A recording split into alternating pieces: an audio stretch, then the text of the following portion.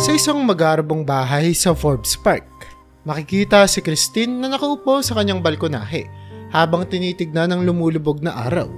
Si Christine ay isang mayamang babae na sa kabila ng kanyang kabataan, sa edad na 32 ay dumaan na sa maraming pagsubok sa buhay. Siya ay nabiyuda 10 taon na ang nakararaan matapos mawala ang kanyang asawa sa isang trahedya. Si John, ang kanyang asawa, ay isang piloto. Bago pa man sila magpakasal, sila ay magkasintahan na simula pa lamang high school. 13 taong gulang pa lang sila nang unang nagkakilala. Si John ay isang tipikal na masayahin at palabirong binata, habang si Christine naman ay tahimik at masipag sa pag-aaral. Ngunit sa hindi inaasahang pagkakataon, naging magkasundo sila at nagsimulang magkaibigan, hanggang sa ito'y humantong sa pagmamahalan. Mabilis na lumipas ang mga taon at sa kanilang pagtatapos sa kolehiyo, nag-propose si John kay Christine sa isang simple ngunit napakadalang na paraang tanging sila lamang ang makakaintindi. Naganap ito sa ilalim ng kanilang paboritong puno sa campus, kung saan sila madalas magtagpo noon. Lumuhod si John, kinuha ang kamay ni Christine at tinignan ito sa mga mata. "Christine, ikaw ang pinakamahalagang tao sa buhay ko. Gusto kong makasama ka hanggang sa pagtanda. Will you marry me?" Walang pagdadalawang isip, tinanggap ni Christine ang proposal na iyon. Masaya ang kanilang pagsasama. Ang kanilang kasal ay puno ng pagmamahalan at suporta sa isa't isa. Sa kabila ng pagiging abala ni John bilang isang piloto at ni Christine bilang isang financial manager sa isang malaking kumpanya, sinisiguro nilang laging may oras sila para sa isa't isa. Mahilig silang mag-travel at mag-explore ng iba't ibang lugar. Ang kanilang mga bakasyon ay laging puno ng saya at mga alaala na magpapatibay pa ng kanilang relasyon. Isang araw sinabi ni John kay Christine na meron siyang special flight na kailangan gawin. Buntis si Christine ng mga panahong iyon, ngunit wala pang pagkakataon na sabihin ito kay John. "Pagbalik mo, may sorpresa ako sa iyo," sabi ni Christine habang inaalalayan si John sa kanyang pag-alis. Nakangiti lamang si John at hinalikan siya sa noo.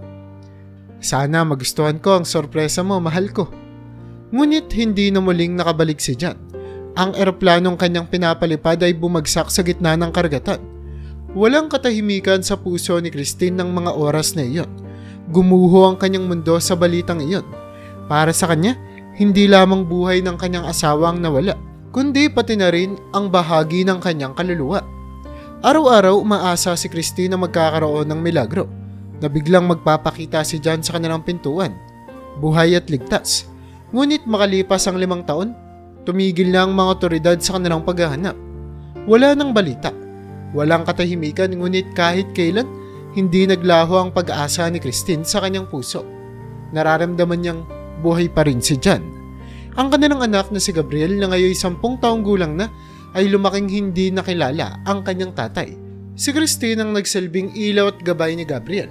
Sa kabila ng mga pagsubok, pinalaki niya itong may pagmamahal at malasakit. "Mama, nasaan na si Papa?" minsang tanong ni Gabriel habang nakatingin sa mga litrato ng kanyang tatay. Mahinahon siyang niyakap ni Christine at sinabing, "Gabriel, nasa isang magandang lugar ang papa mo. Lagi siyang nagmamasid sa atin." Sa kabila ng kanyang pagkabigo sa pagkawala ng kanyang asawa, pinilit ni Christine na magpatuloy sa buhay. Siya ay naging isang matagumpay na financial manager at nagkaroon ng maraming investment. Hindi lamang sa bansa kundi pati na rin sa ibang mga bansa. Marami siyang naging manliligaw. Ngunit wala sa kanila ang nakapagpabago ng kanyang desisyon. Si John pa rin ang laman ng kanyang puso. Wala na siyang ibang minahal ng tulad ng pagmamahal niya kay John. Isang araw habang nagdadrive papunta sa opisina, hindi niya maiwasang maalala ang huling beses na nagkita sila ni John. Ang mga ngiti nito, ang mga halik nito at ang init ng yakap ng lalaki. Nakaramdam siya ng kirot sa kanyang puso. Isang sakit na hindi pa rin nawawala kahit ilan pang taon ang lumipas. Miss na kita, John," bulong niya sa sarili habang pinapahid ang luhang tumutulo sa kanyang pisngi. Sa bawat araw na lumilipas, pilit na pinapasigla ni Christine ang kanyang sarili para kay Gabriel. Alam niyang kailangan siya ng kanyang anak. Si Gabriel ang nagbigay sa kanya ng lakas upang magpatuloy. Ngunit sa kabila ng lahat ng ito, hindi niya maiwasang magtanong sa kanyang sarili kung ano nga ba ang nangyari kay John. Buhay pa kaya ito? Kung buhay man, nasaan na ito? Minsan sa kanyang mga panaginip, nakikita niya si John. Palaging pareho ang eksena. Nakangiti ito sa kanya. Inaabot ang kanyang mga kamay, ngunit bago pa man niya ito maabot, nagigising siya. Ang mga gabing iyon ay punong-puno ng pangungulila at pag-asa. Sana kung nasaan ka man, mahanap mo ang daan pabalik sa amin. Bulong niya sa hangin.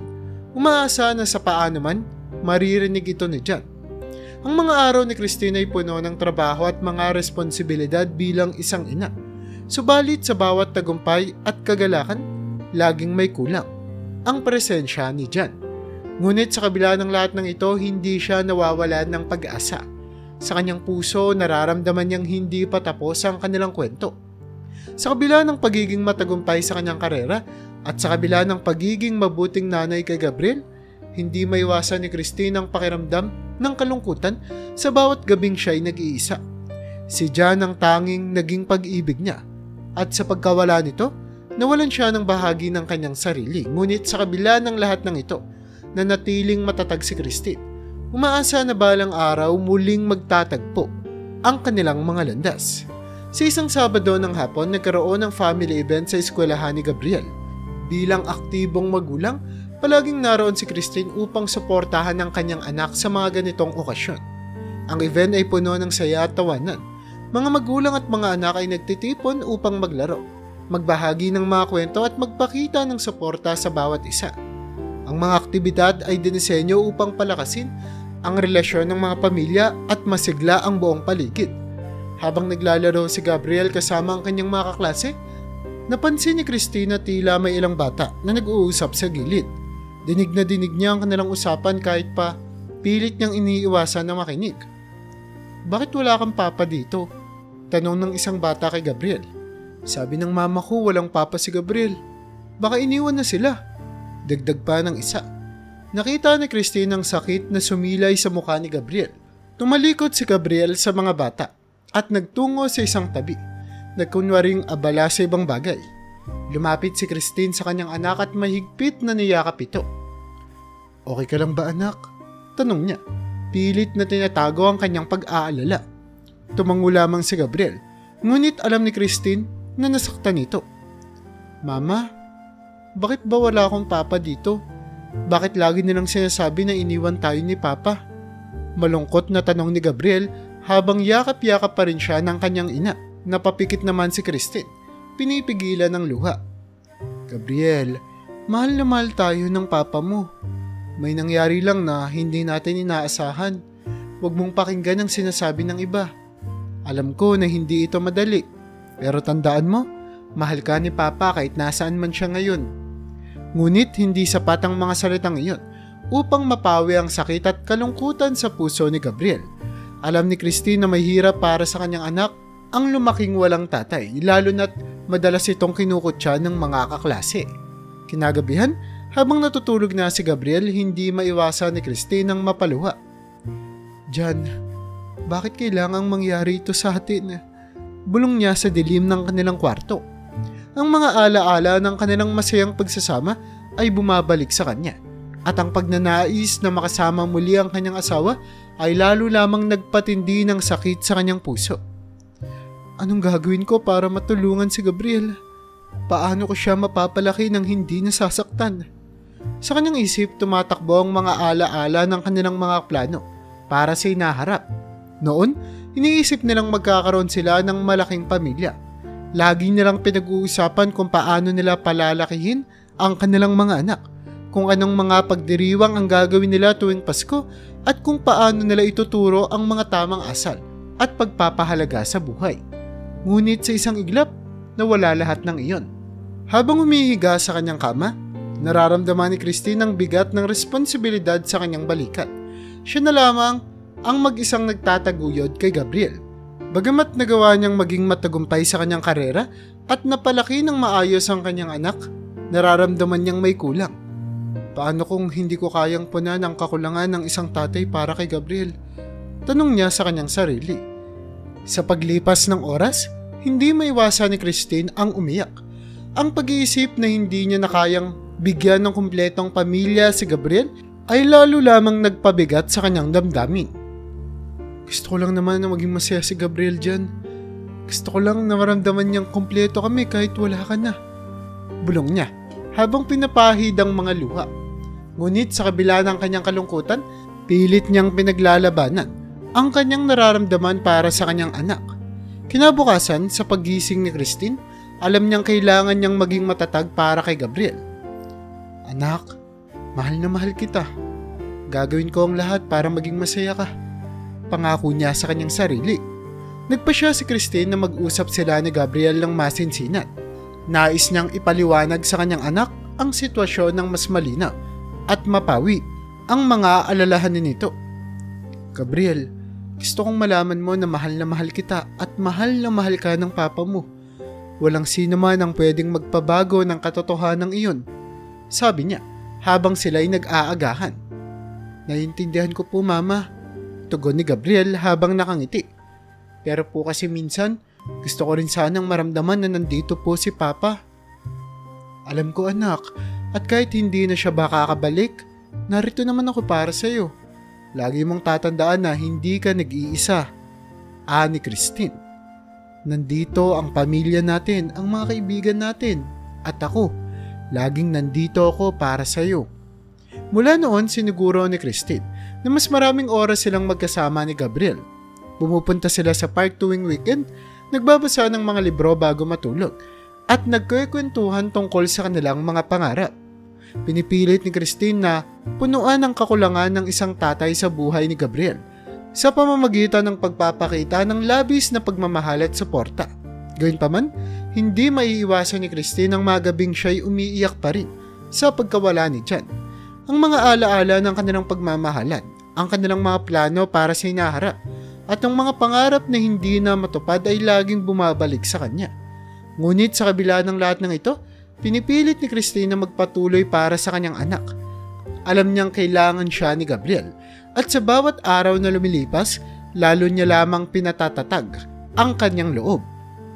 Mama, pwede ba tayong magpunta sa beach? Tanong ni Gabriel isang araw habang sila'y nag-aalmusal. Gusto kong makita ang dagat, tulad ng mga kwento mo kay Papa. Oo naman, anak, magbabakasyon tayo sa beach. Sagot ni Christine na may ngiti sa kanyang labi. At doon, magpapaalpas tayo ng mga lobo para kay Papa mo. Sabihin natin sa kanya na mahal natin siya. Sa kanilang pagpunta sa beach habang naglalaro si Gabriel sa buhanginan, naramdaman ni Christine ang kakaibang kapayapaan. Tila naroon si John, nagmamasid at nagbabantay sa kanila.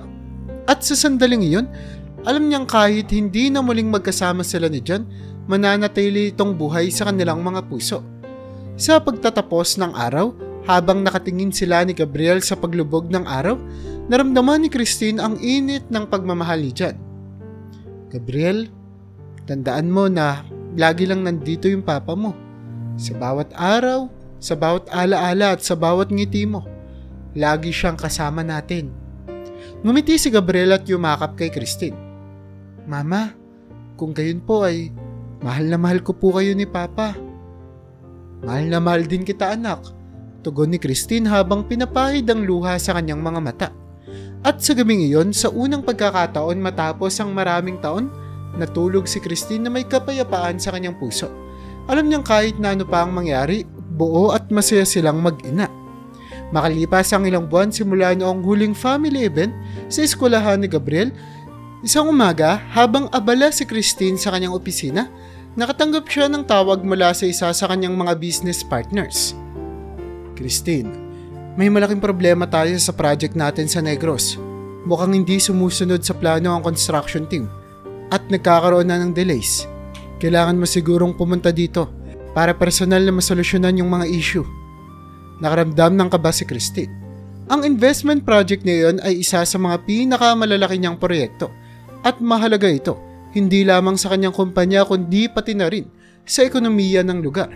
Kailangan niyang puntahan ito agad upang maagapan ng mga problema. Matapos ang tawag, nagmadali siyang umuwi upang magpaalam kay Gabriel.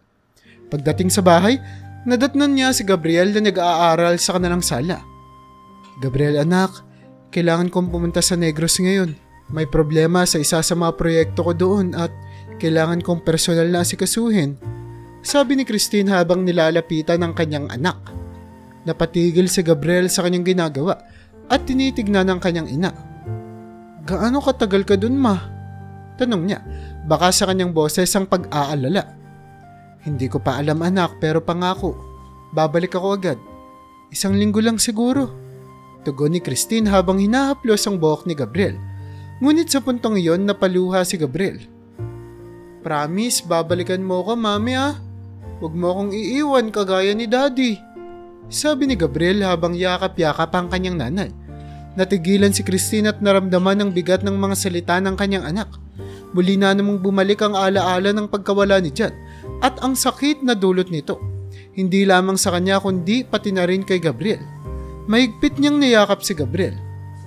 Anak, pangako, babalik ako. Hindi kita iiwan. Mahalaga ka sa akin at mahal na mahal kita. Tandaan mo yan. Habang yakap-yakap si Gabriel, napansin ni Christine ang pag-aalala at takot sa mga mata ng kanyang anak. Ito ay isang malinaw na senyales na maaaring nagkakaroon ng problema sa mental health ni Gabriel. Gabriel, pagkatapos ng trip ko sa Negros, pupunta tayo sa isang doktor na makakatulong sa atin. Pag-uusapan natin ang lahat ng nararamdaman mo, okay? Alok ni Christine. Tumango si Gabriel, ngunit nanatili ang bakas ng lungkot sa kanyang muka. Sa puntong iyon, napagtanto ni Christine na kailangan niyang maging mas maingat sa pagpapalaki sa kanyang anak. Ang pagkawala ni John ay hindi lamang nagdulot ng kalungkutan sa kanya, kundi pati na rin sa kanilang anak. Kailangan nilang harapin ang mga isyong ito ng magkasama upang maghilom ang kanilang mga sugat. Kinabukasan, maagang gumising si Christine upang ihanda ang kanyang mga gamit para sa biyahe. Habang nag-iempake, muling pumasok si Gabriel sa kwarto niya. Halatang hindi mapakali. Mama, siguradong babalik ka, di ba? Tanong nito muli. Nagpapatunay na malalim ang takot na nararamdaman. Lumuhod si Christine upang magkapantay ang kanilang mga mata. Gabriel, mahal na mahal kita at oo, babalik ako. Lahat ng ginagawa ko ay para sa iyo. Hindi kita iiwan, pangako yan. Muling pagtitiyak ni Christine habang hinahaplos ang pisngi ng kanyang anak. Sa kabila ng kanyang pag-aalala, kailangan niyang magpatuloy. Sinamahan ni Christine si Gabriel papuntang eskwelahan bago siya tumuloy sa airport. Sa buong biyahe, hindi maalis sa isip ni Christine ang pag-aalala para sa kanyang anak. Ang mga salitang binitawan ni Gabriel ay tila mga tinik na nakatusok sa kanyang puso. Kailangan ko talagang ayusin to. Hindi ko hahayaang masira ang kinabukasan ng anak ko. Bulong niya sa sarili habang nakasakay sa eroplano. Pagdating sa Negros, sinalubong si Christine ang kanyang mga business partners. Agad silang nagtungo sa construction site upang tignan ang sitwasyon. Kitang-kita ni Christine ang pagkaantala ng proyekto. Hindi maayos ang koordinasyon ng mga manggagawa. May mga materyales na kulang at hindi natutugunan ang mga deadlines. Tumawag siya ng emergency meeting kasama ang lahat ng kanyang personnel ng proyekto. Alam kong lahat tayo ay may kanya-kanyang tungkulin dito. Ngunit kailangan nating magtulungan upang maayos ang mga problema. Panimula ni Christine. Ang proyekto na ito ay hindi lamang para sa ating kumpanya. Para rin sa mga taong nakikinabang dito. Hindi tayo pwedeng magpatuloy ng ganito. Habang abala si Christine sa pag-aayos ng mga problema, hindi mawala sa kanyang isip ang sitwasyon ni Gabriel. Sa tuwing may mga pagkakataon, sinusubukan niyang tawagan ng kanyang anak upang kamustahin ito. Hello Gabriel, kumusta ka na? Tanong ni Christine sa telepono. Okay lang po mama, miss na po kita. Sagot ni Gabriel mula sa kabilang linya. Miss na rin kita anak. Ilang araw na lang at babalik na ako. Magpakabait ka na muna dyan ha. Tugon ni Christine habang pinipilit na huwag magpakita ng labis na pag-aalala. Sa bawat pagtatapos ng kanilang tawag, ramdam ni Christine ang bigat ng kanyang responsibilidad bilang ina. Sa kabila ng mga problema sa proyekto, mas mahalaga sa kanya ang kalagayan ni Gabriel. Alam niyang kailangan niyang maging matatag para sa kanilang dalawa. Sa mga sumunod na araw, unti-unting naayos ni Christine ang mga problema sa proyekto. Pinulong niya ang mga leader ng bawat team at binigyan sila ng malinaw na mga direktiba. Tinawagan niya ang mga supplier upang mapabilis ang pagdating ng kanilang mga materyales. Naglaan din siya ng oras upang personal na mag-monitor ng mga gawain sa site. Sinisiguro na ang lahat ay nasa tamang direksyon. Ngunit sa bawat gabi na lumilipas, sa kanyang silid sa isang maliit na hotel sa Negros, nararamdaman ni Christine ang matinding pangungulila. Jan, sana nandito ka para matulungan akong palakihin si Gabriel. Ang hirap-hirap, bulong niya sa sarili habang nakatingin sa kisame. Habang iniisip niya ang mga susunod na hakbang para sa proyekto, hindi maiwasan ni Christine na planuhin na rin ang kanilang pagbisita sa isang therapist pagbalik sa Maynila. Alam niyang ito ang tamang hakbang upang masigurong magiging maayos ang mental health ni Gabriel. Kailangan naming harapin ito. Hindi ko kayang at hindi ko hahayaang magdusa ang anak ko. Determinadong sabi ni Christine sa sarili. Isang araw bago ang kanyang planong pag-uwi, habang abala siya sa pag-aayos ng mga huling detalye para sa proyekto, nakatanggap si Christine ng tawag mula sa kanyang ina. Christine, mukhang hindi magandang pakiramdam ni Gabriel ngayon. Umiiyak siya kagabi at hinahanap ka, sabi ng kanyang ina sa telepono. Nabahala si Christine at agad na tinawagan si Gabriel. Anak, kumusta ka na? Narinig ko kay Lola na hindi magandang pakiramdam mo ha. Ano nang nararamdaman mo? Tanong niya. Pilit na itinatago ang kanyang pag-aalala. Mama, namimiss na kita. Gusto ko na pong umuwi ka, sagot ni Gabriel habang umiiyak sa telepono. Anak, ilang araw na lang at babalik na ako, pangako. Magkasama tayong lalapit sa doktor para matulungan tayo. Mahalaga ka sa akin, Gabriel, kaya konting tiis na lang ha. Pilit na pinapakalma ni Christine ang kanyang anak. Sa gabing iyon, muli na namang napaluha si Christine. Sa kabila ng kanyang mga tagumpay sa trabaho, ramdam niya ang bigat ng kanyang pagiging nanay na mag-isang nagtataguyod kay Gabriel. Jan, bigyan mo pa ako ng lakas para kay Gabriel. Bulong niya sa hangin, umaasa na kahit saan man naroon si Jan, naririnig nito ang kanyang panalangin. Habang tinatapos ni Christine ang kanyang mga gawain sa Negros, alam niyang isang malaking hakbang ang kanilang gagawin ni Gabriel pagbalik niya sa Maynila. Sa kabila ng mga pagsubok, handa siyang harapin ang lahat para sa ikabubuti ng kanyang anak. Gabriel, magkasama nating haharapin ang lahat ng ito. Hindi kita iiwan. Pangako niya sa sarili habang nakatingin sa mga bituin sa langit. Sa mga sumunod na araw, tila lalo pang naging komplikado ang mga problema sa proyekto sa Negros. May mga bagong issue na lumitaw, mula sa hindi inaasahang pagkakaantala ng mga materyales hanggang sa mga problema sa kuryente at tubig sa construction site. Dahil dito, natagalan na naman ang pag-uwi ni Christine na nagdulot ng higit pang pag-aalala sa kanyang anak na si Gabriel. Araw-araw pilit na tinatawagan ni Christine si Gabriel upang ipaliwanag ang sitwasyon. Mama, kailan ka ba talaga makakauwi? Tanong ni Gabriel sa halos bawat tawag nila. Ang lungkot sa kanyang boses ay palaging ramdam ng babae at bawat tanong ay tila isang tusok sa kanyang puso. Anak, pasensya ka na at natatagalan ako. Marami pa kasing kailangang ayusin dito pero pangako, babalik ako sa lalong madaling panahon. Tugon ni Christine habang pilit na pinipigilan ang kanyang sariling pag-aalala. Bawat araw na lumilipas, paikot-ikot si Christine sa lugar ng proyekto upang makahanap ng solusyon sa mga problema. Kinausap niya ang mga kontraktor, inalam ang mga dahilan ng pagkakaantala at pilit na ino-organize ang mga trabaho upang mas mapabilis ang pag-unlad ng proyekto. Kailangan nating mag-double time. Hindi pwedeng patuloy na maantala ang proyekto. Maraming tao ang umaasa sa atin. Paliwanag niya sa mga leader ng bawat team. Sa kabila ng kanyang pagod at pag-aalala, hindi nakalimutan ni Christine ang kanyang pangako kay Gabriel. Isang gabi habang kausap niya ito sa telepono, sinubukan niyang pagaanin ang pakiramdam ng kanyang anak. Gabriel anak, alam kong mahirap ito para sa iyo pero pangako, babawi talaga ako pagbalik ko. Magbabakasyon tayo, pupunta tayo sa beach na matagal mo nang gustong puntahan. Talaga mama, promise po. Sagot ni Gabriel na bagamat naroon pa rin ang lungkot ay bakas ang kaunting saya sa kanyang boses. Oo anak, promise. Magkakaroon tayo ng masayang bakasyon kaya konting tiis na lang ha. Pahayag ni Christine. Umaasa na kahit papaano ay maiibsan ng kalungkutan ng kanyang anak. Habang patuloy na hinaharap ni Christine ang mga hamon sa Negros, hindi niya maiwasang mag-isip tungkol sa kalagayan ni Gabriel.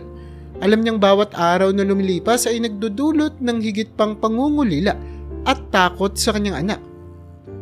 Jan, hindi ako magsasawang hilingin na sana nandito ka. Kailangan ko ng lakas mo. Bulong niya sa sarili habang nagpapahinga isang gabi.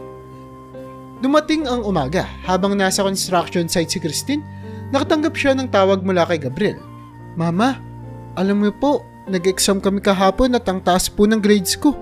Gusto ko po sanang ipakita sa inyo to ng personal kaso naalala kong wala po pala kayo dito. Pero pagdating nyo po ipapakita ko to sa inyo. Miss na po kita, sana makauwi ka na po. Umiiyak na sabi ni Gabriel. Napapikit si Christine, nararamdaman ng bigat ng sitwasyon. Anak, konting tiis na lang pangako. Malapit na. Sa kabila ng mga pagsubok, alam ni Christine na kailangan niyang tapusin ang mga problema sa proyekto upang makabalik na sa Maynila.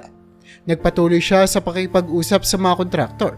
Sinisiguro na maayos ang koordinasyon ng mga gawain at tinututukan ang bawat aspeto ng proyekto upang masigurong walang magiging hadlang sa kanyang pag-uwi. Sa bawat gabing natatapos ang kanyang trabaho, tumatawag siya kay Gabriel upang kamustahin ito. Anak, malapit na ako, konting tuis na lang ha. Paulit-ulit na sinasabi ni Christine. Alam niyang hindi sapat ang mga salitang iyon upang mapawi ang lungkot ni Gabriel. Ngunit umaasa siyang kahit papaano ay nagbibigay ito ng pag-asa sa kanyang anak. Habang naglalakad si Christine sa lugar ng proyekto isang hapon, napansin niya ang masayang sigla ng mga manggagawa. Sa kabila ng mga problema, nakikita niya ang kanilang determinasyon at pagsisikap upang matapos ang proyekto. Kailangan nating magtulungan, hindi lang ito para sa atin, kundi para sa mga pamilya natin. Sabi ni Christine sa kanyang sarili na tila nagpapalakas ng loob upang harapin ang mga hamon. Isang gabi habang kausap muli si Gabriel, naisipan ni Christine na magplano na ng kanilang bakasyon. Gabriel, gusto mo bang pumunta sa Palawan? Sabi nila maganda raw doon. Pwede tayong mag-swimming at mag-island hopping. Alok ni Christine. Talaga po mama, gusto ko po yan. Basta uuwi ka na po agad ha? Sagot ni Gabriel na may halong saya at pangungulila. Oo anak, uuwi ako agad. Magkakaroon tayo ng masayang bakasyon. Pangako ni Christine. Umaasa na ang plano nilang bakasyon ay magiging paraan upang mapawi ang lungkot at takot sa puso ni Gabriel. Habang patuloy na tinututukan ni Christine ang mga problema sa Negros, pilit niyang inaayos ang kanyang schedule upang masigurong makakauwi siya sa lalong madaling panahon. Ang bawat araw na lumilipas ay tila isang hamon na kailangang malampasan. Ngunit alam niyang ang lahat ng ito ay para sa kapakanan ng kanyang anak. Sa kanyang huling gabi sa Negros, nag-isip si Christine ng mga hakbang upang masiguro na hindi na muling magkakaroon ng ganitong mga problema sa proyekto. Nakipag-meeting siya sa mga leader ng project at ibinahagi ang kanyang mga plano. Kailangan nating masiguro na lahat ng aspeto ng proyekto ay maayos na natutugunan. Magkaroon tayo ng regular na updates at masinsinang koordinasyon upang hindi na maulit ang mga pagkakaantala, sabi ni Christine. Sa kabila ng pagod at stress, hindi nawala sa isip ni Christine ang kanyang pangako kay Gabriel. Alam niyang ang bawat hakbang ng kanyang ginagawa ay para sa kanilang kinabukasan. Gabriel, uuwi na ako. Magkakaroon na tayo ng masayang bakasyon. Bulong niya sa sarili habang pinapahid ang mga luha na tumutulo sa kanyang pisngi. At sa gabing iyon, sa kabila ng mga problema at pagod, natulog si Christine na may pag-asa at determinasyon sa kanyang puso. Alam niyang malapit na ang kanyang pag-uwi at sa bawat hakbang na kanyang ginagawa, isang pangako ang kanyang pinanghahawakan. Ang pangakong magiging masaya at kumpleto silang mag-ina. Kinabukasan, matapos ang ilang linggong pagtutok sa proyekto sa Negros, sabik na sabik si Christine na makauwi na sa kanyang anak. Maaga siyang nagising at naghanda para sa biyahe. Pinili niyang magmaneho na lamang upang mas madali siyang makauwi at makaiwas sa abala ng pag-aayos ng flights. Habang bumabagta sa kalsada, dama niya ang excitement na muling makasama si Gabriel. Ngunit ilang minuto pa lamang sa kanyang pagmamaneho, biglang tumigil ang makina ng kanyang sasakyan. Pilit niyang pinapaandar ito ngunit tila walang epekto ang kanyang ginagawa. Bumaba siya at sinubukang tignan ng makina, ngunit alam niyang hindi siya bihasa sa pag-aayos ng mga sasakyan. Ano ba naman to? Bulong niya sa sarili habang pilit na pinipigilan ng pag-aalala. Nang tignan niya ang kanyang cellphone, nakita niyang mahina ang signal sa lugar. Wala siyang matatawagang mekaniko o kahit na sinong pwedeng tumulong. Nakaramdam siya ng panlalamig. Paano na to? Ang layo ko pa sa syudad. Bulong niya. Halos mangyak-ngyak na sa sitwasyon. Habang nag-iisip siya ng susunod na gagawin, biglang may tumawag mula sa likuran. Miss, kailangan mo ba ng tulong? Isang malalim at pamilyar na boses ang narinig niya. Agad siyang tumingin sa likod para tignan kung sino ang nagtanong. Pero laking gulat niya nang makita ang isang lalaking kamukhang-kamukha ng kanyang asawa na si Jan. Napatras siya at natulala. Jan? Bulong niya sa sarili. Halos hindi makapaniwala sa kanyang nakikita. Nagulat din ang lalaki sa kanyang reaksyon. Miss, okay ka lang ba? Kailangan mo ba ng tulong sa sasakyan mo? Muling tanong ng lalaki. Nauutal si Christine na nagpasalamat. Oo. Nasiraan ako ng sasakyan. Hindi ko alam kung paano ito aayusin eh. Sagot niya habang pilit na pinipigilan ng pagkalito. Hindi niya matukoy kung kamukha lang ba ito ng kanyang asawa o si Jan nga talaga ang kaharap niya ngayon. Mukhang grabe yung sira, miss ah. Alam ko ang pinakamalapit na mekaniko dito. Pwedeng dalhin natin ang sasakyan mo roon kung gusto mo lang naman. Alok ng lalaki. Sige. Maraming salamat.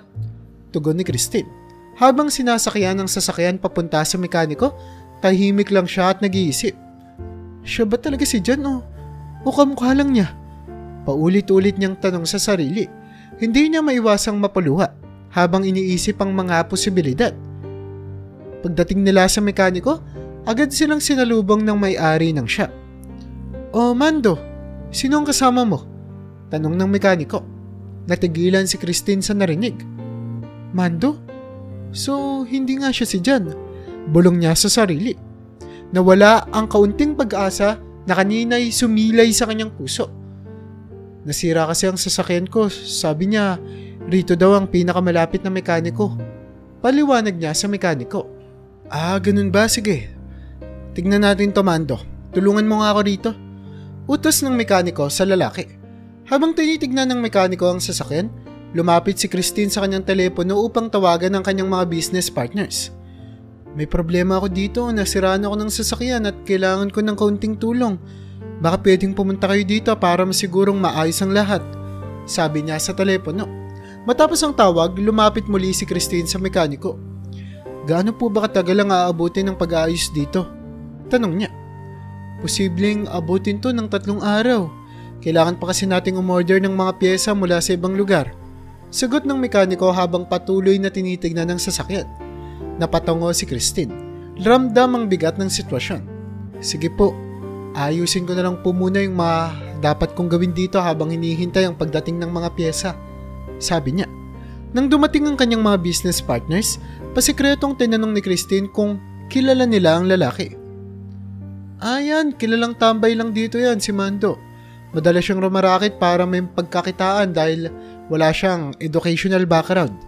Sagot ng isa sa kanyang mga partners. Panay ang obserba ni Christine kay Mando habang nagtatrabaho ito kasama ang mekaniko.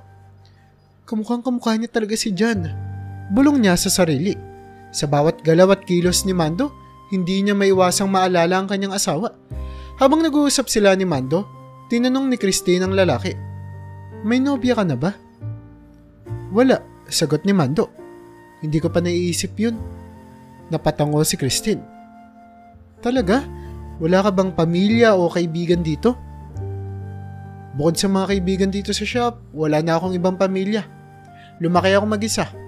Sagot ni Mando, na tila walang pag-aalala sa kanyang sitwasyon. Binalak na sanang tanungin ni Christine ang kwento ng buhay ni Mando, ngunit biglang may tumawag sa lalaki. Mando, halika rito saglit! Sigaw ng mekaniko mula sa kabilang bahagi ng shop. Naputol ang kanilang usapan at si Christine ay naiwan na naman sa kanyang mga tanong at pag-aalala.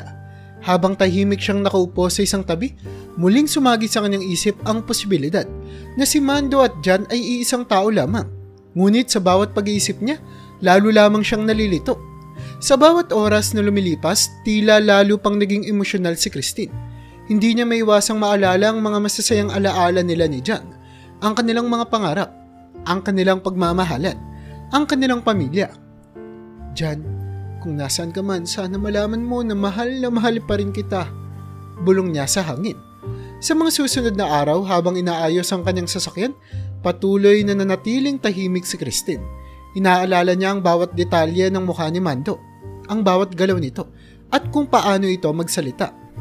Hindi pwedeng siya si Jan. Pilit niyang pinaniniwalaan ang sarili. Ngunit sa kabila ng kanyang pag-aalinlangan, hindi niya maiwasang makaramdam ng kaunting pag-asa. Habang abala si Mando sa pagtulong sa mekaniko, si Christine naman ay patuloy na nag-o-organize ng kanyang mga gawain. Tumawag siya sa kanyang anak upang ipaliwanag ang sitwasyon. Gabriel anak, pasensya na at medyo natagalan pa ako dito. Nasiraan kasi ako ng sasakyan pero inaayos na nila. Konting tiis na lang ha at makakauwi na rin ako. Sabi niya sa telepono. Okay po mama, miss na po kita. Sagot ni Gabriel na may halong lungkot at pag-aalala. Miss na rin kita anak. Pangako babalik ako agad at magbabakasyon tayo pagkatapos nito. Pangako ni Christine. Sa bawat pag-uusap nila ni Gabriel, lalo lamang tumitindi ang kanyang pagnanais na makauwi. Ngunit alam niyang kailangan niyang tiyakin na maayos ang lahat bago siya umalis. Konting tiis na lang Gabriel, malapit na akong umuwi. Bulong niya sa sarili. Isang hapon habang nagpapahinga si Christine sa tabi ng kanyang sasakyan, lumapit si Mando sa kanya. Miss, okay ka lang ba? Mukhang malalim ang iniisip mo ah. Tanong ni Mando. Ngumiti si Christine at tumango. Oo, okay lang ako. Medyo napagod lang sa mga nangyari. Salamat sa tulong mo Mando ha. Sabi niya. Walang anuman. Basta kung may kailangan ka pa, nandito lang ako. Sagot ni Mando na may ngiti sa labi. Habang tinitignan ni Christine si Mando, muling bumalik ang mga alaala ni Jan. Ang ngiti, ang mga mata, pati na rin ang boses. Si Jan ba talaga ito? Tanong niya sa sarili. Ngunit sa bawat pagkakataon na subukan niyang tanungin si Mando ng tungkol sa kanyang buhay, laging may pumipigil sa kanya. Takot, pag-aalinlangan at ang posibilidad na masaktan muli. Habang nagpapatuloy ang mga araw, natutunan ni Christine na harapin ang mga pangyayari ng may lakas ng loob. Alam niyang kailangan niyang maging matatag para kay Gabriel at para sa kanilang kinabukasan. Sa kabila ng lahat ng emosyon at pag-aalinlangan, nagpatuloy si Christine sa kanyang mga gawain. Alam niyang sa bawat takbang na kanyang ginagawa, isang hakbang din ang nagagawa niya, papalapit sa kanyang pag-uwi kay Gabriel. Malapit na anak, malapit na akong makauwi. Pangako niya sa kanyang sarili. Makalipas ang ilang araw ng pagsasama ni Christine at ni Mando sa shop ng mekaniko, mas lalong naging klaro kay Christine na may kakaibang koneksyon sa pagitan nila. Nalaman niya mula sa mga kwento ng mga tao roon na maraming babae ang nagpakita ng interes kay Mando, ngunit tila wala itong pinapansin. Hindi ito nagkaroon ng nobya, bagamat marami ang nagtatangkang makuha ang kanyang atensyon. Isang gabi, bago ang kanyang pag-alis, napagdesisyonan ni Christine na yayain si Mando na kumain bilang pasasalamat sa lahat ng tulong nito. Mando, gusto kitang yayain na kumain bilang pasasalamat sa lahat ng tulong mo sa akin. Sabi ni Christine na may ngiti. Tumingin si Mando sa kanya at ngumiti rin. Sige miss, kahit anong tulong para sa'yo. Sagot niya. Habang kumakain sila sa isang maliit na karinderya malapit sa shop, masusing pinagmasdan ni Christine ang bawat galaw ni Mando. Napansin niya ang isang kwintas na nakasabit sa leeg nito at may tila mahalagang bagay na nakasabit dito. Mando, ano yung kwintas na suot mo? Tanong ni Christine, puno ng kuryosidad. Ah, ito? Napahawak si Mando sa kanyang kwintas at tila nag-iisip bago sumagot. Isa itong singsing. Matagal ko nang suot ito. Di ko nga rin alam kung saan galing pero parang mahalaga to sa akin. Kwento ni Mando habang tinitignan ng singsing na nakasabit sa kwintas. Nakuha ko ito nung nagising ako sa lugar na ito. Mga 10 taon nang nakalilipas. Wala akong maalala sa nakaraan ko. Sabi ng mga tao dito, nagkaroon daw ako ng amnesia dahil walang nakakakilala sa akin. At wala ring naghahanap sa akin. Natutunan kong tanggapin na lang ang buhay dito. Kalaunan, tinawag na lang nila akong Mando. At tanggap ko na rin naman yun. Habang nakikinig si Christine sa kwento ni Mando, ramdam niya ang pagbilis ng tibok ng kanyang puso. Hindi niya maiwasang manginig habang tinitignan ng singsing. Nang makita niya ito ng mas malapitan, napagtanto niyang iyon ang kanilang wedding ring. Natigilan siya at sa sobrang gulat, halos hindi siya makapagsalita. Mando, yan ang wedding ring namin ng asawa ko. Bulong niya habang pinipilit na wag maging emosyonal. Napatigil si Mando at tinignan ng singsing. Wedding ring? Paano mo nasabi? Tanong niya, bakas ang pagkalito sa kanyang muka. Meron diyang nakaukit ng mga initials, K at J. Ito ang singsing na binigay sa akin ng asawa ko nung kinasal kami. Paliwanag ni Christine habang umiiyak na. Nang marinig iyon ni Mando, tila natigilan din siya. Pilit niyang inaalala ang nakaraan ngunit wala siyang maalala. Pasensya na miss pero wala talaga akong maalala, sabi ni Mando habang tinatanggal ang kwintas at tinitignan ng singsing. Sa sobrang tuwa at gulat, hindi napigilan ni Christine na yakapin na nga si Mando. Ikaw si Jan. Ikaw ang asawa ko. Matagal na kitang hinahanap. Sigaw niya habang yakap-yakap sa Mando. Pilit na pinipigilan ng pag-iyak. Ngunit lumayo si Mando at tumayo. Miss, pasensya na pero hindi kita kilala. Hindi kita maalala, sabi niya. Baka sa kanyang mukha ang pagkalito at takot. Nagsimula nang magpaliwanag si Christine. Jan, 10 taon na kitang hinahanap. Nagkaroon ka ng aksidente sa eroplano at nawala ka. Inakala naming patay ka na. Ako si Christine, ang asawa mo. May anak tayo, si Gabriel at matagal ka na niyang hinihintay. Tahimik lang na nakikinig si Mando. Bakas ang pagkalito sa kanyang muka. Paano kung nagkakamali ka lang? Paano kung kamukha ko lang ang asawa mo? Tanong ni Mando. Tila ayaw tanggapin ang sinasabi ng babae. Ngunit determinado si Christine. Hindi ako nagkakamali, ikaw si Jan. Ikaw ang asawa ko, alam ko yun dahil ramdam ko. Ang singsing na yan ay patunay na ikaw nga si Jan, sabi niya habang hawak-hawak ang kamay ni Mando. Nang makita ni Mando ang determinasyon at emosyon sa mukha ni Christine, tila nagkaroon ng kaunting pag-aalinlangan sa kanyang isip. Paano kung totoo nga ang sinasabi mo? Ano ang gagawin natin? Tanong niya. Tila naguguluhan pa rin. Magkakaroon tayo ng mga pagsusuri, mga test, upang mapatunayan to pero higit sa lahat, kailangan mong bumalik sa amin, Jan. Kailangan ka namin ni Gabriel. Pakiusap ni Christine. Umaasa na sana ay maalala siya ni Mando. Napaupo si Mando at napapikit. Hindi ko alam. Ang dami kong hindi maalala pero kung ikaw nga ang asawa ko, bakit hindi ko maalala ang kahit na ano tungkol sa atin? Tanong niya. Tila nagtataka pa rin. Baka dahil sa aksidente. Pero ang mahalaga ngayon ay magkasama tayo.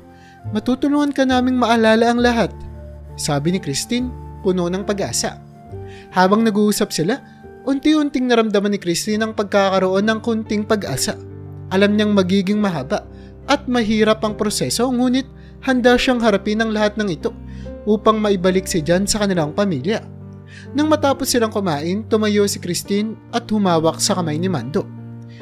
Mando, o Jan, kahit ano pa ang tawag nila sa'yo dito, ikaw pa rin ang asawa ko at hindi ako susuko hanggat hindi ka bumabalik sa amin, sabi niya ng may determinasyon. Nakatitig lang si Mando kay Christine, tila nag-iisip. Sige, susubukan kong maalala pero hindi ko may papangako ang kahit na ano, sabi niya ng may pag-aalinlangan. Salamat, yun lang ang inihiling ko ngayon, ang subukan mo, sagot ni Christine habang may ngiti sa kanyang labi. Sa gabing iyon, bumalik si Christine sa kanyang tinutuluyan, puno ng pag-asa at determinasyon. Alam niyang magiging mahirap ang kanilang haharapin, ngunit handa siyang gawin ang lahat upang maibalik ang dating buhay nila. Jan, kahit ano pa ang mangyari, hindi kita susukuan. Para kay Gabriel at para sa atin. Bulong niya sa sarili habang nakatingin sa mga bituin sa kalangitan. Sa susunod na araw, habang inaayos na ng mekaniko ang sasakyan ni Christine, patuloy pa rin ang kanyang pakikipag-usap kay Mando. Jan, babalik tayo sa Manila. Kailangan mong makita si Gabriel. Baka sa kanyang presensya, maalala mo ang lahat, sabi niya habang nakatingin kay Mando na tila naguguluhan pa rin. Susubukan ko pero hindi ko alam kung paano, sagot ni Mando. Baka sa kanyang boses ang pag-aalinlangan. Hindi kita pipilitin. Ang mahalaga ay sumubok tayo. Para sa atin, para sa ating pamilya, sabi ni Christine na may buong pag-asa. Habang patuloy na inaayos ang kanilang sasakyan, ramdam ni Christine ang kabigatan ng kanilang sitwasyon. Ngunit sa kabila ng lahat, hindi siya nawawala ng pag-asa. Alam niyang ang kanilang pagmamahalan ni Jan ay mas malakas kaysa sa anumang pagsubok na kanilang haharapin. Jan, kahit anong mangyari, mahal kita at gagawin ko ang lahat upang maibalik ang lahat ng nawala sa atin, Bulong niya habang pinagmamasdan si Mando. Kinabukasan, nagising si Christine na may kakaibang pakiramdam. Agad siyang bumangon at hinanap si Mando sa loob ng kanilang tinutuluyan. Ngunit laking gulat niya nang mapansin na wala si Mando sa kwarto. Nilibot niya ang buong lugar ngunit hindi niya ito makita. Nagsimulang kabahan si Christine. "Mando, dyan!" tawag niya habang hinahanap ang lalaki. Nang bumalik siya sa kwarto, napansin niya ang isang sulat sa mesa. Kinuha niya ito at binasa. Nakalagay doon ang mga salitang nagpabigat sa kanyang puso. "Christine, pasensya na kung umalis ako nang hindi nagpapaalam. Hindi ko matanggap ang mga pangyayari. Masyadong nalilito ako at natatakot. Takot ako na kung mali na ako nga ang asawa mo, ay mawalan ako ng pag-asa para malaman kung sino talaga ako. At kung tama naman na ako nga ang asawa mo, hindi ko alam kung paanong magsisimula, lalo na't 10 taon kong pinabayaan ang pamilya natin. Sana maintindihan mo. Mando." Napaluha si Christine habang binabasa ang sulat. "Jan, bakit ka umalis?" Bulong niya sa sarili. Sa kabila ng lahat ng pag-aalinlangan, alam niyang kailangan niyang hanapin si Mando at ipakita dito na hindi siya nag-iisa. Nagmadali siyang nagbihis at lumabas ng tinutuluyan upang hanapin si Mando. Sa kanyang paghahanap, napadpad si Christine sa dalampasigan. Doon sa gilid ng dagat, nakita niya si Mando na nakaupo at nakatulala sa malayo. Nilapitan niya ito ng marahan, halos hindi humihinga. "Jan, Mando," tawag niya ng marahan. Lumingon si Mando at nakita si Christine. Nakita niya ang pag-aalala sa mukha nito. "Bakit ka nandito?" tanong niya, bakasang pagkalito sa kanyang boses. Umupo si Christine sa tabi ni Mando. "Hindi kita kayang iwan. Alam kong nalilito ka pero hindi kita pababayaan. Tutulungin kita na alalahanin ang lahat," sabi ni Christine habang hinahawakan ng kamay ni Mando. Tumingin si Mando sa mga mata ni Christine. "Paano kung hindi ko maalala? Paano kung hindi talaga ako si Jan?" tanong niya, bakasang takot sa kanyang boses. "Hindi kita pipilitin pero gusto kong subukan natin. Bigyan natin ng pagkakataon ng sarili natin na malaman ng totoo," sagot ni Christine. "Ngayong araw mag-date tayo. Pag-usapan natin ng mga nakaraan, baka sakaling makatulong yun." Tumango si Mando. Tila wala nang iba pang pagpipilian. "Sige, subukan natin," sabi niya. Naglakad-lakad sila sa dalampasigan habang si Christine ay nagkukwento tungkol sa kanilang nakaraan. "Naalala mo ba yung unang beses tayong nagkita? Sa ilalim ng puno sa campus?" tanong ni Christine habang nakangiti.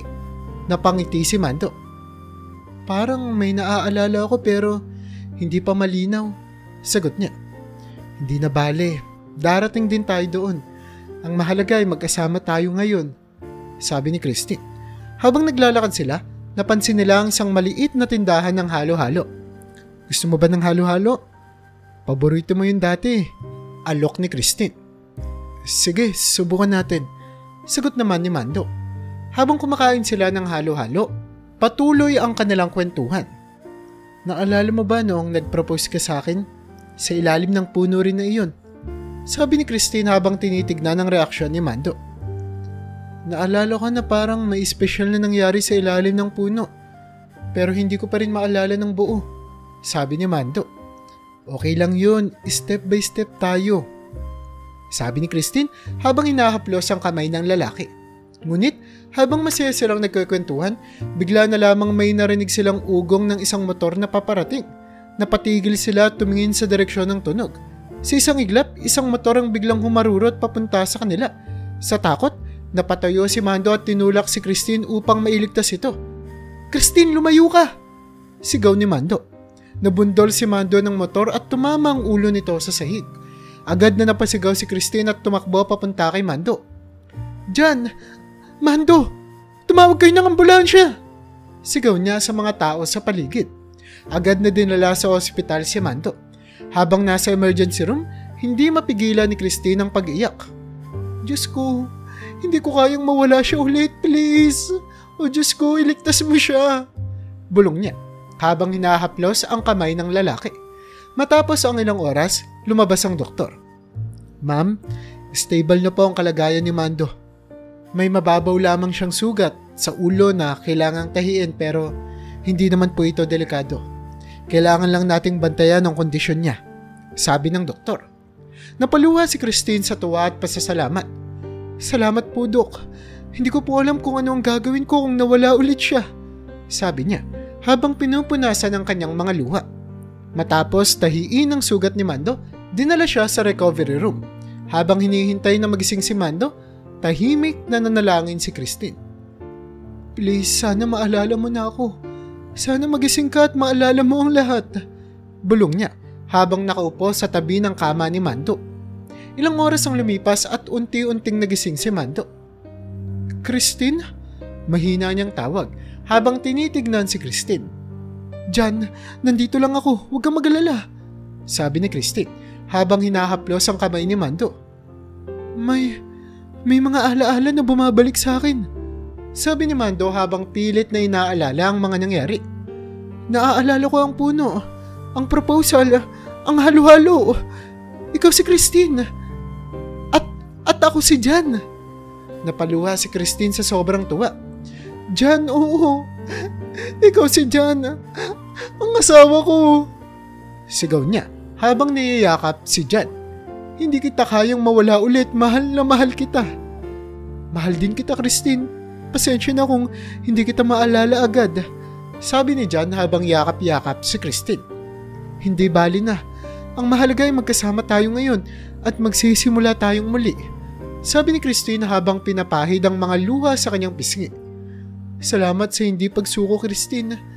Dahil sa iyo nahanap ko ulit ang sarili ko, sabi ni Jan habang tinitignan si Christine na puno ng pagmamahal. Sa kabila ng mga pagsubok at hamon, muling nagkita at nagkapatawaran sina Christine at Jan. Alam nilang mahaba pa ang kanilang tatahakin upang ganap na may balik ang lahat ng alaala ni Jan. Ngunit handa silang harapin ito ng magkasama. Para sa atin, para sa pamilya natin, bulong ni Christine habang yakap-yakap si Jan. Pagkaraan ng ilang araw sa ospital, napagdesisyonan ni na Christine at Jan na oras na upang bumalik sa bahay nila sa Makati, sa Forbes Park. Nais nilang ituloy ang proseso ng pagbabalik ng mga alaala ni Jan sa isang pamilyar na lugar. Napag-usapan din nilang ipakilala ni Christine si Jan kay Gabriel, ang kanilang anak na matagal nang naghihintay na makita ang kanyang ama. Habang nasa biyahe pabalik sa Maynila, maraming tanong si Jan. Christine, paano ko ipapakilala ang sarili ko kay Gabriel? Hindi ko nga maalala na meron pala tayong anak, sabi ni Jan. Bakas ang kalungkutan at pag-aalala sa kanyang boses. Jan, huwag kang mag-alala. Ipapaalam natin sa kanya ang lahat ng nangyari. Si Gabriel ay napakabait na bata at tiyak akong matutuwa siyang makilala ka. Ang mahalaga ngayon ay nandito ka na. Nasa tabi na kita at magkasama nating haharapin lahat ng ito, sagot ni Christine habang mahigpit na hawak ang kamay ni Jan. Tahimik lang na nakatingin si Jan sa labas ng bintana ng sasakyan. Iniisip ang mga nawalang taon. Hindi ko alam kung paano bumawi sa inyong dalawa. Napakatagal kong nawala, Christine.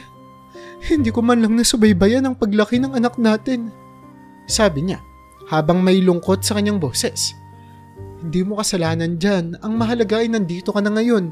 May pagkakataon kang bumawi at sisiguraduhin kong matutulungan ka namin ni Gabriel, ha?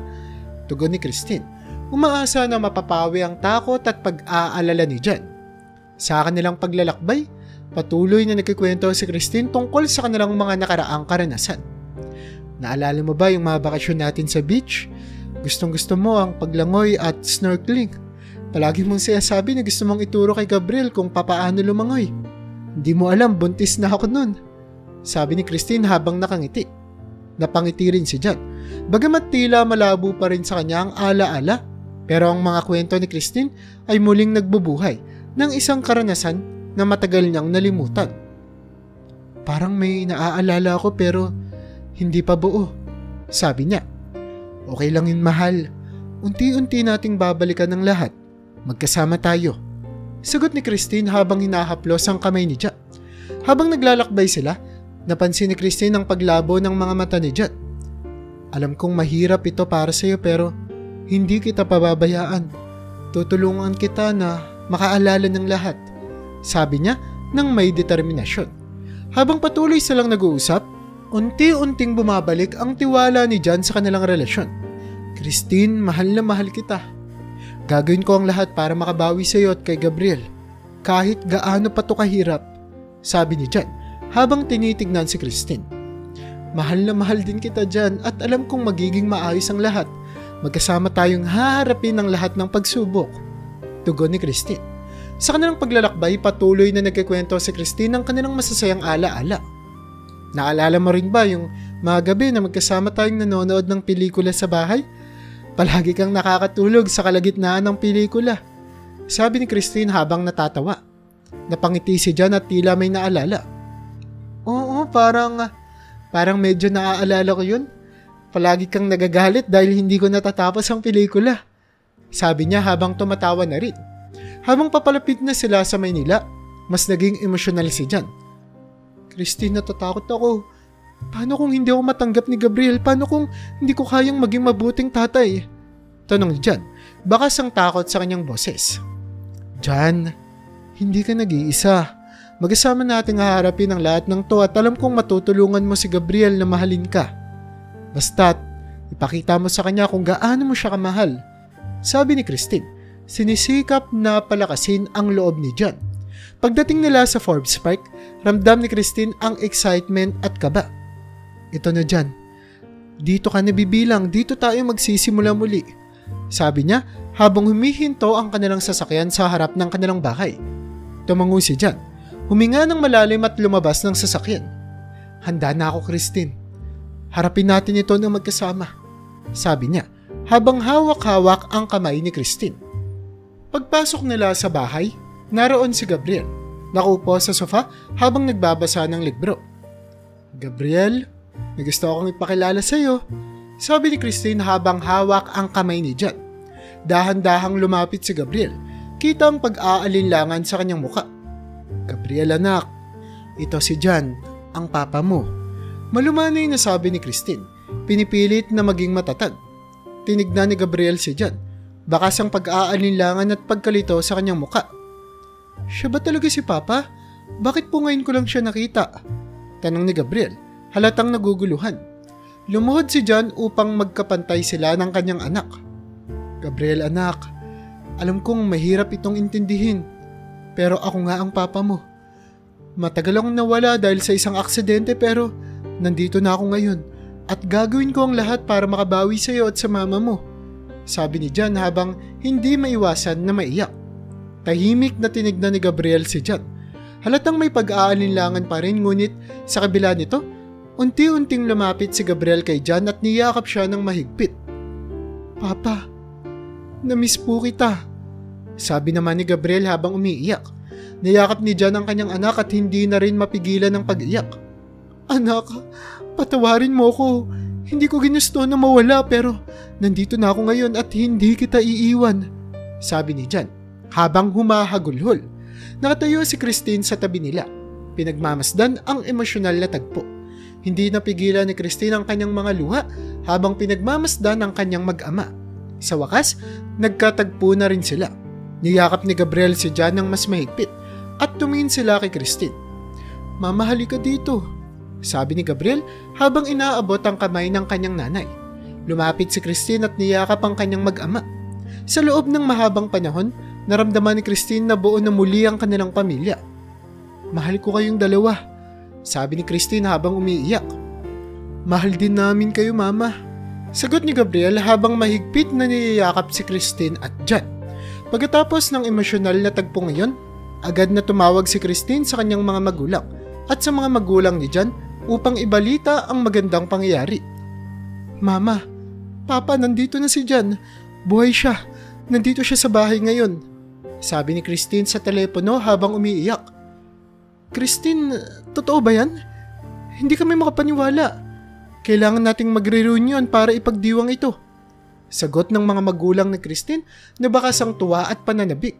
Agad ding tinawagan ni Christine ang mga magulang ni Jan upang ipaalam ang magandang balita. Nandito na si Jan. Buhay siya at kasama na namin, sabi ni Christine habang pinipilit na maging kalmado. Christine, salamat sa Diyos at buhay si Jan. Kailangan nating magkita-kita.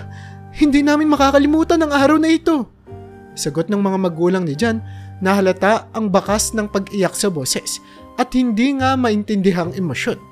Ilang araw pagkatapos ng pag-uwi nila, nagkaroon ng isang malaking family reunion sa bahay nila Christine. Naroon ang mga magulang ni Jan, mga magulang ni Christine at ilang malalapit nilang kamag-anak at kaibigan. Sa bawat sandali, unti-unting ikinikwento nila kay Jan ang kanyang nakaraan, mga ala-ala ng kanyang pagkabata, mga masasayang sandali ng kanilang pamilya at ang kanilang pagmamahalan ni Christine. Jan, naalala mo ba yung paborito mong lugar sa probinsya? Yung malapit sa ilog kung saan palagi tayong nagkakamping. Tanong ng kanyang tatay habang pinapakita ang mga lumang litrato. Parang may naaalala po ako pero hindi pa buo. Pero may mga piraso na bumabalik sa isip ko. Sagot ni Jan habang tinitignan ng mga litrato. Niyakap siya ng kanyang nanay at sinabing, "Anak, hindi mahalaga kung gaano katagal nawala ang mga alaala mo. Ang mahalaga, Diyos ko, nandito ka na ngayon. At buo na muli ang ating pamilya, isa itong napakalaking himala." Habang patuloy ang reunion, ramdam ni Christine ang pag-asa at pagmamahal na bumabalot sa kanilang tahanan. Hindi maiwasang umiyak ng kanilang mga bisita. Alam niyang unti-unti nang bumabalik ang lahat kay Jan. Sa bawat kwento, sa bawat litrato at sa bawat yakat, nararamdaman niya ang pagtibay ng kanilang pamilya.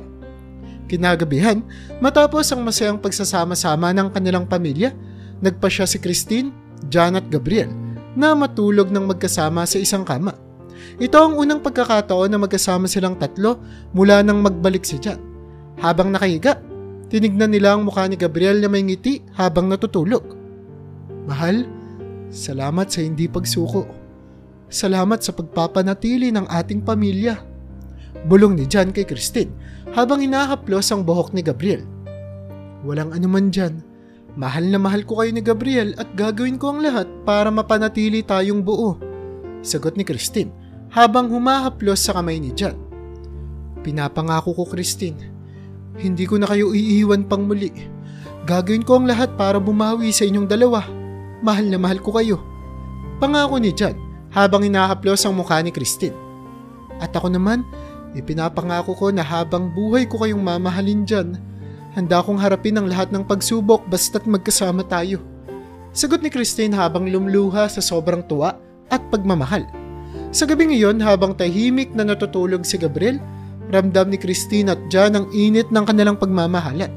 Alam nilang magiging mahaba pa ang kanilang tatahakin, ngunit sa bawat hakbang kasama nila ang isa't isa.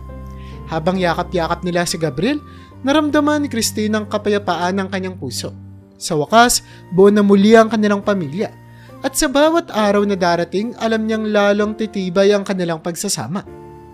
Pamilya, ito ang pinakamahalaga sa lahat. Bulong ni Christine habang mahigpit na yakap si Jan at Gabriel. Sa kanilang pagtulog, naramdaman ni Jan ang init at pagmamahal ng kanyang pamilya. Bagamat hindi pa buo ang kanyang alaala, alam niyang ang pagmamahalan nila ni Christine at Gabriel ang magiging gabay niya sa pagbabalik ng lahat. At sa bawat araw na darating, mag-asama nilang haharapin ang lahat ng pagsubok. Ang kanilang pamilya ay muling nabuo at sa kanilang pagmamahalan, alam nilang walang pagsubok na hindi nila kayang lampasan. Nang sumapit ang umaga, nagising si Christine na may ngiti sa kanyang labi. Tinignan niya si Jan at Gabriel na may himbing pang natutulog. "Salamat Diyos ko, binigyan mo kami ng pangalawang pagkakataon." Bulong niya sa sarili. Nagising si Jan at ngumiti kay Christine. "Good morning, mahal. Handang-handa na akong harapin ang bagong araw kasama kayo." Sabi niya habang hinahaplos ang mukha ng babae. "Good morning, Jan. Mahal na mahal kita." Tugon ni Christine habang hinahalikan si Jan. Sa bawat araw na lumilipas, patuloy ang pagbangon ng kanilang pamilya. Unti-unting bumabalik ang mga alaala ni Jan. At sa bawat alaala, mas lalong tumitibay ang kanilang pagsasama. Nagdesisyon si Jan na dumaan sa therapy upang matulungan siyang mabawi ang kanyang alaala at mas maintindihan ang kanyang nararamdaman. "Christine, salamat sa pagsuporta sa akin. Alam kong hindi magiging madali ito pero dahil sa iyo at kay Gabriel, nagkaroon ako ng lakas ng loob." Sabi ni Jan habang magkahawak kamay silang pumasok sa klinik ng therapist. "Kasama mo po kami, Papa. Hindi po kayo nag-iisa." nandito lang po kami ni Mama para po sa inyo. Saad ni Gabriel na lalo pang nagpalakas ng kalooban ni John. Sa bawat araw na lumilipas at pagbalik ng memorya ni John, ay lalo siyang naging isang matatag na tao, hindi lamang bilang asawa, kundi bilang tatay na rin para kay Gabriel. Siya na ang sumasama sa tuwing nagkakaroon ng school activities sa paaralan ng kanyang anak, na labis namang ikinatuwa ni Gabriel. Wala na siyang hihilingin pa sa mundong ito dahil sa biyaya at milagrong nangyari sa kanilang buhay. Sa huli, napatunayan ni na Christine at John na ang pagmamahalan at pagtitiwala ang pinakamatibay na sandata sa kahit na anong pagsubok. At sa bawat araw na darating, alam nilang walang makakapigil sa kanilang pagmamahalan.